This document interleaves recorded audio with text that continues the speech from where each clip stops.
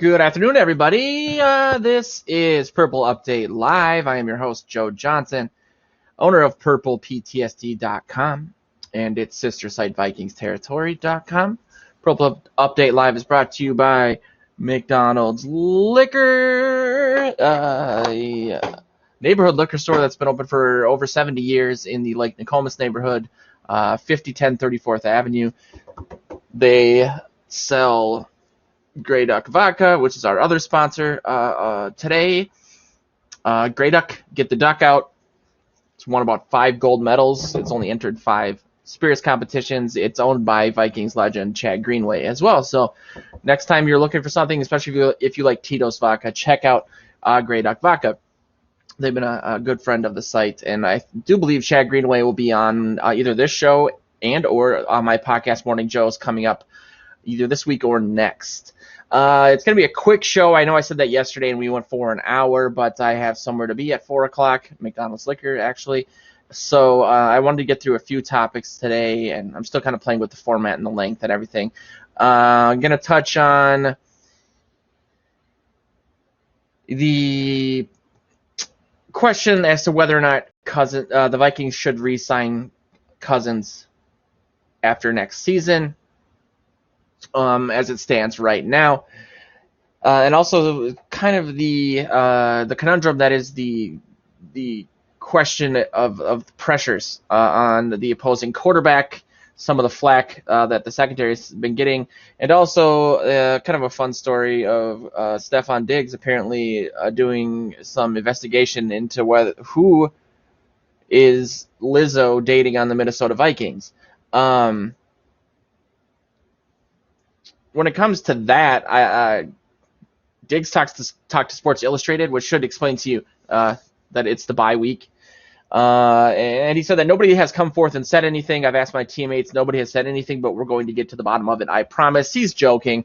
Obviously she's not dating anybody, or no, that's not obvious, but the odds of her dating someone on the Vikings, as our intro, at least I like the end part where she just the Minnesota Vikings part. It's just neat. I feel like we don't get a lot of attention here in Minnesota. We're relatively in the 90s for movies to be filmed here. That's why we had Jingle All the Way, Untamed Heart, Fargo, a few other movies. And they got rid of those because they ended up costing the state more than they were making. But I think it did really good things for the state of Minnesota in regards to pop culture and just general awareness, which leads to people visiting here and revenue from that. But that's not the point of this show. I wanted to kind of just get that out of the way as kind of a point that this is a bye week episode. The main topic is whether or not the Vikings should re-sign Cousins after 2020. If you are watching the show live and you want to comment on that, feel free. I see all the comments. I read a lot of them on the air. If you've seen this show or heard my podcast or read any of my stuff or seen my lower back tattoo, you'll know that I'm a huge Cousins guy. I was actually, I believe, the first person in Vikings media to put it out there in an article titled, "I'll be the one to say it. The Vikings need to go all in and sign Kirk Cousins." Last offseason, I've been a big proponent of his, a defender of his. I'm writing an article about this topic right now that'll be live tonight or tomorrow, and I think it's kind of a no-brainer to signing Cousins. Cousins came in and he got the biggest contract in NFL history at the time. He also only wanted a 3-year deal because he was looking to cash in again after that 3 years, knowing that his deal would set the market for quarterbacks. It did that. Immediately after that, you had guys like Russell Wilson or Aaron Rodgers getting their deals and getting more money than Cousins. So, he was betting on himself to play well enough to get a new contract, either with the Vikings or elsewhere, hopefully with the Vikings, meaning because he would have played well enough to earn it, and he would make more money than he otherwise would. Now, a lot of people might think that's greedy. I know a lot of people in Minnesota especially really harp on that money. The anti-Cousins people really talk about that money. I don't think we really need to focus on that as much as just performance. Quarterbacks are compensated a lot more than other players for obvious reasons. The only reason I would talk about that money is at the time when people were debating whether or not to bring Cousins in Vikings media, Vikings Twitter, Vikings Reddit, they were saying, well, we're going to have to lose someone like Kendricks, Barr, Hunter, Waynes. That hasn't happened. It remains to be seen in regards to Waynes or Mackenzie Alexander after this season, because cap space is tight. They have to re-sign those guys. I have a feeling they will in lieu of Xavier Rhodes. But keeping the money out the window, should they re-sign Cousins? Rob Brzezinski has been a master of figuring out these contracts, and the team tends to get things done sooner rather than later. So I want to say that, well, there's a lot that can happen between now and the end of next season, but they will, I'm sure, already starting to talk about that deal, if they haven't already, with Cousins and his agent. I'm 35 years old, and in the article I was writing, I was trying to remember all of the quarterbacks that I've seen since the start of this century/millennium, and it's insane. I mean, the more Spurgeon Wynn, Gus Frerotte, Donovan McNabb, Josh Freeman, Brett Favre, Brad Johnson, Culpepper, Tavares Jackson, Christian Ponder, Sean Hill, Sam Bradford, Case Keenum, Johnny Unitas, Newt Brockney. It's so many. I mean, you've seen those lists, I'm sure, of the number of quarterbacks the Vikings have had since Aaron Rodgers took over for the Vikings, or since the beginning of the back-to-back Favre and Rodgers careers. They've had two. We've had, I'm sure, 40, 50. In my lifetime, we've never had a quarterback start back-to-back 16-game seasons. We've never arguably had a franchise guy. The closest we've had are Teddy Bridgewater and Dante Culpepper, both of which went down with a knee injury and then either never returned or never returned to the level of play that we'd become accustomed to, and then left in Culpepper's case. That lack of consistency shouldn't be the only reason that you sign Cousins, but I think, like the Bears fans, we've been looking for a franchise guy since really Tarkenton. I know Tommy Kramer, too, was good. But, it's been just either guys who were busts, like Christian Ponder or Tavares Jackson, in my opinion, guys who could have been a franchise guy but got injured, who I already mentioned, or decent stopgap guys, or just Hall of Famers on their way out of the league. And that alone, Cousins being 31 years old and having up to 10 years of good play, the way that you've seen quarterbacks like Tom Brady and Drew Brees age or not age, should tell you that, yeah, I mean, last season was a bad year all around. Cousins didn't have a great second half to his year, but he still was like the first Vikings quarterback ever to have 4,000 yards or more passing, 30 touchdowns, 10 or less interceptions, a 70% completion rate. And this year he's just blowing all of those things out of the water. I mean, you can say he's played bad teams or whatever, but he's doing things that we haven't seen outside of the 2005 campaign that Culpepper had, which I would argue was largely due to Randy Moss, and Brett Favre's 2009 year. But that having been said, I mean, he's just been on fire. The comeback against the Broncos showed that he can win against elite defenses. He can come back. He can do it and put it on his shoulders, do it on his own without Dalvin Cook. He can win in primetime. He can beat good teams. I just don't see an argument for not doing it. I don't know what you would do instead. You would then end up next season having to draft a quarterback in the first couple rounds and develop him behind Cousins during the season. But, this team clearly has other needs. Especially in the first 3 rounds. We're working on a mock draft article on Vikings territory on purplePTSD.com right now, and I would argue, and that'll be a good segue into my final point, that this team needs to draft a 3-tech defensive lineman for next season, because, as I've stated on the show a couple times, the number 1 and the number 2 defensive ends in the NFL for pressures are Danielle Hunter, and Everson Griffin. And they are averaging as a team 2.8 sacks a game, which I think is 10th in the NFL. But listen to this quote from Fox Sports. That references ProFootballReference.com. Minnesota is getting a hurry, defined as making a quarterback throw earlier than intended or chasing him out of the pocket on only 8% of its rushes, which is 6th worst rate in the NFL. The Vikings' pressure rate, which accounts for hurries, knockdowns, and sacks per QB dropbacks, is 21.3 or 10th worst. So if you have the number one and the number two guy in the league in pressures, but you're not getting QB hurries, what does that tell you? It tells you either that something's off in how they're defining these things. I mean, how are you getting pressure if it's not hurrying up the quarterback? Maybe he's getting get rid of the ball quickly because the secondary is bad, or maybe he's able to step up into the pocket, avoid that pressure, and not necessarily get hurried and get rid of the ball.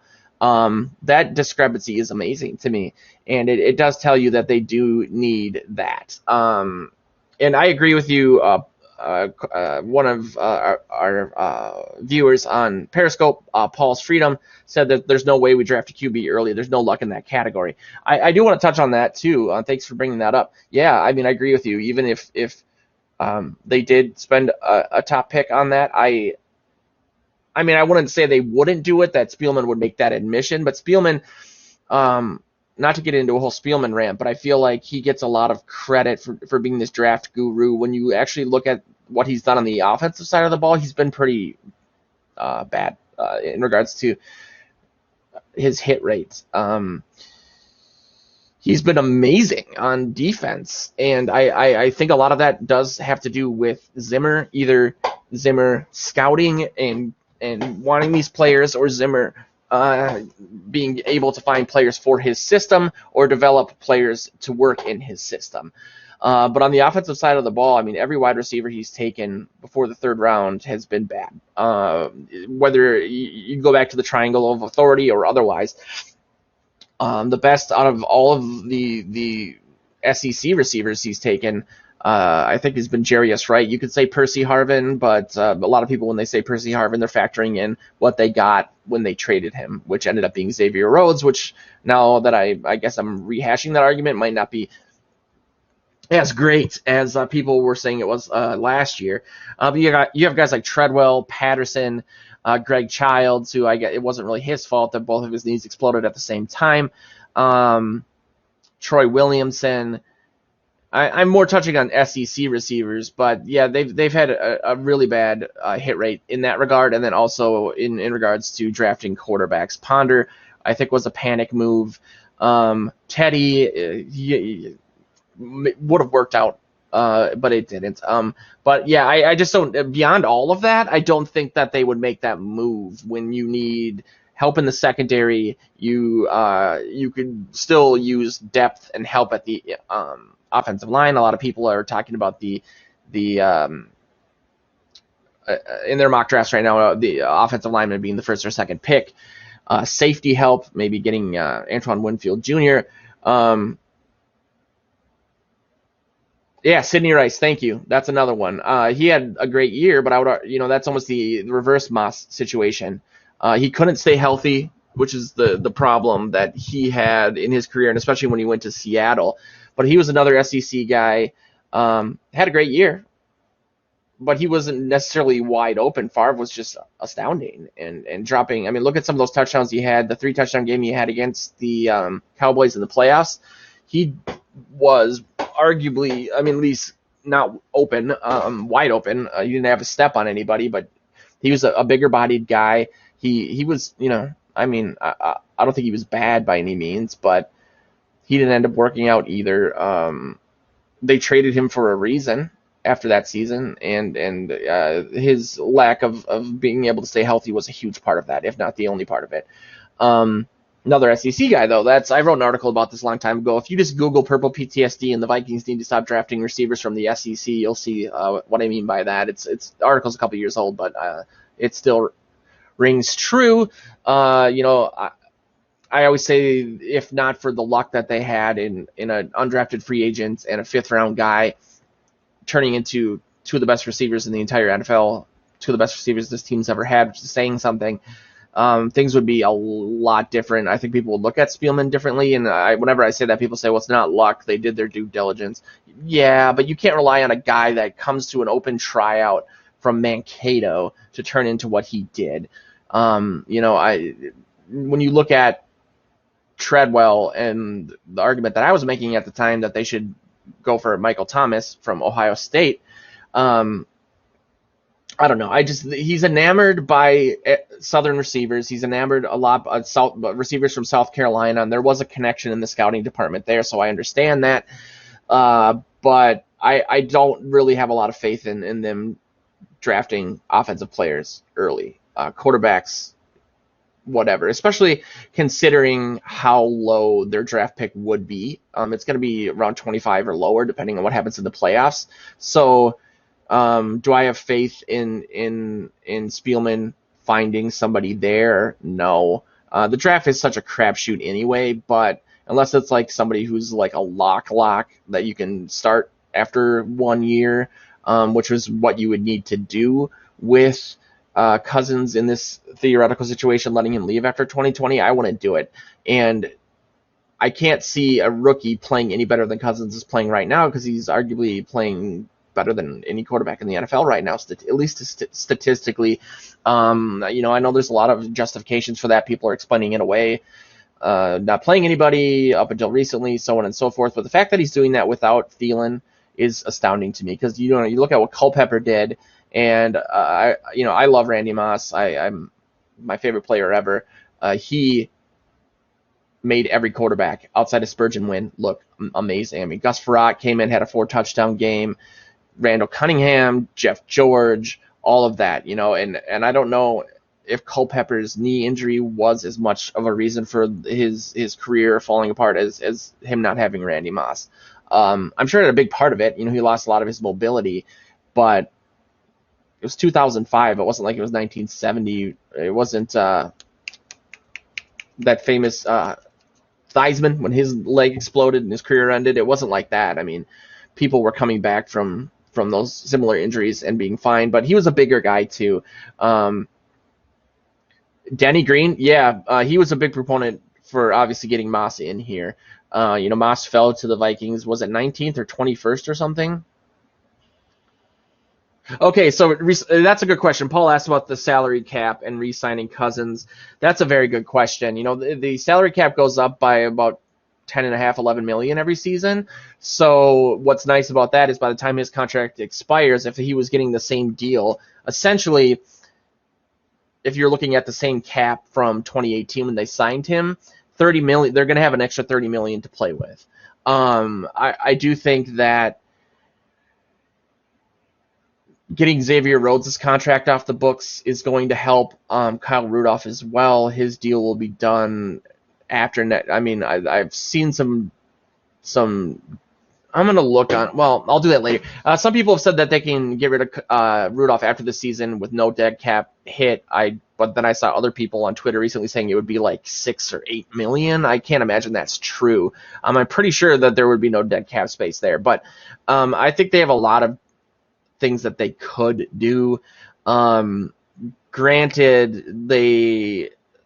and I don't know this for sure, but I know just based on patterns and the history, some of these contracts, a lot of them are back loaded, so I'm a little worried about this defensive core being locked in till 2023, and a lot of those contracts getting more and more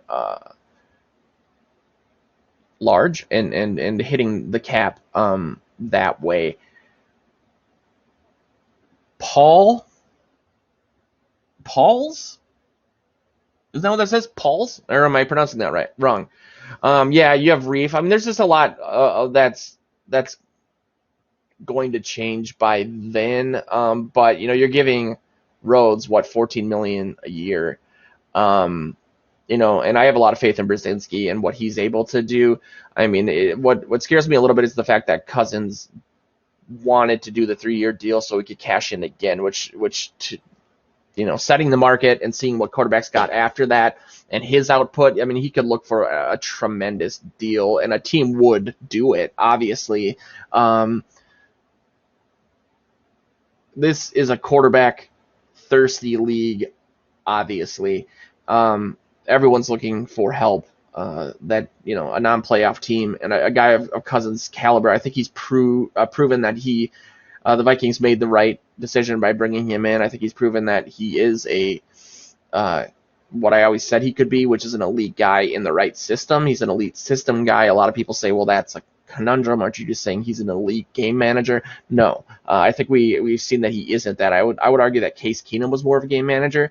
For example, that the touchdown, the bootleg, the delayed bootleg touchdown to Diggs, that was his fourth option on that play, and it's something that rarely works, but he's able to go in, take shots down the field. He's very accurate down the field. We knew that when getting him, and that's not necessarily something that a game manager does, but he outside of the Broncos game, I never saw him as a guy that was going to be a Breeze or a Brady. I just see him maybe more as like an Alex Smith on steroids that can put up a ton of stats and a ton of points, especially when you look at who's around him. I mean, his 2016 year when he had Pierre Garçon and Deshaun Jackson, he almost had 5,000 yards passing. I would take Diggs and Thielen over that any day, which isn't, I don't think anyone would argue that. The Redskins let them both go, and he struggled with his he didn't struggle, he still had 4,000 yards passing, but seeing what he did with them is what made me excited to see what he could do with this talent. And I have no doubt that they'll find a way to re-sign him, and the question, again, is at this point, since there's still a lot up in the air, there's a lot of, what contracts are coming in and who's going to restructure. Should they? Yes. I mean, we've tried so hard to get to this point as a franchise, but as fans, to get a guy that isn't almost 40 and whose best years aren't behind him. This is the best year of Cousins' career. He's playing lights out, and one pick since week 4, and it wasn't even his fault. Why would you mess with that? I don't know. And when you don't have anything, Sean Mannion, and then again you have to draft a guy who might take a year or two to get going. This team, and especially with the core being locked up till 2023, you can't start all over with that, and they're not going to. I would not be surprised if we didn't hear about an extension sooner rather than later. Yeah, and I understand. I agree.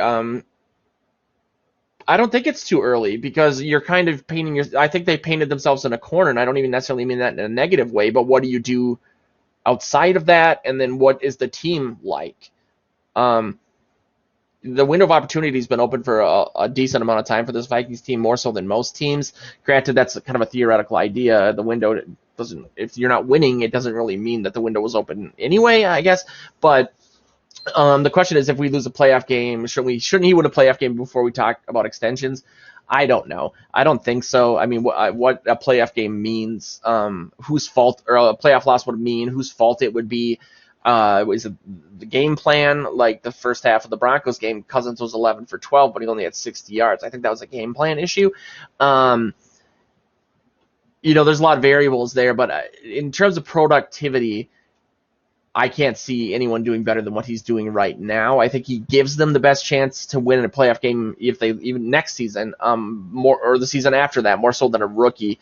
The familiarity that he'll have moving forward, and the fact that a lot of these guys aren't getting any younger, and they have till 2023 to figure this out.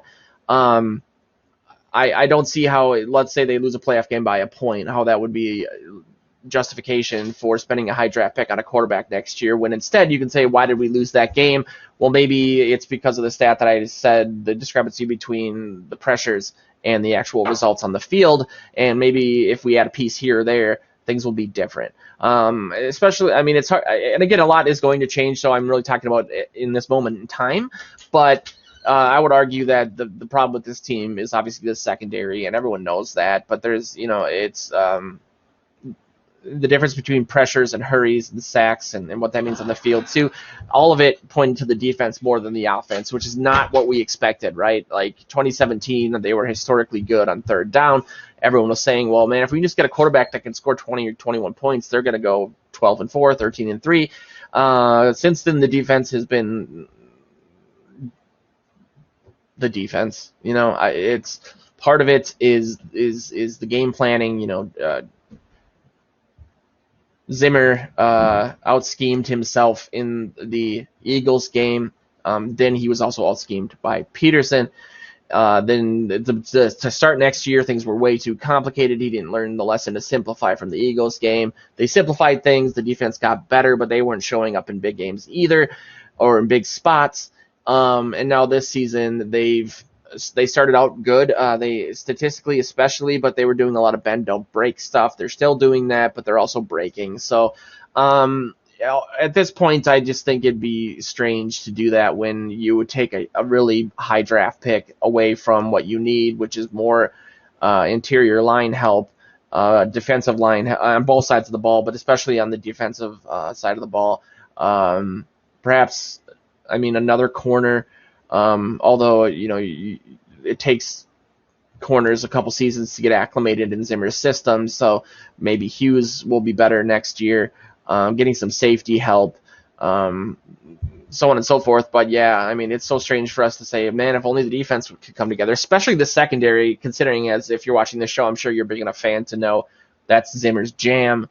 The 3 first-round picks they've used, the second-round pick they used, the depth they supposedly have there, and that's the Achilles heel. It's like some sort of bizarro world where we have this amazing quarterback play, a running back who's just playing lights out, an offensive line who's okay, especially when Klein comes back, and then you're saying that, well, it's the secondary. It's just, you know, it's typical Viking stuff. I'm going to leave you guys with that today, some food for thought.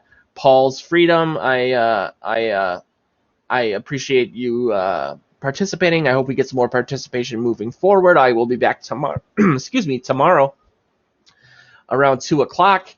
We'll have some articles up. Check out VikingsTerritory.com and purplePTSD.com for all your Vikings news. This has been Purple Update Live for Thursday, the 21st of November. See you guys tomorrow. Skol.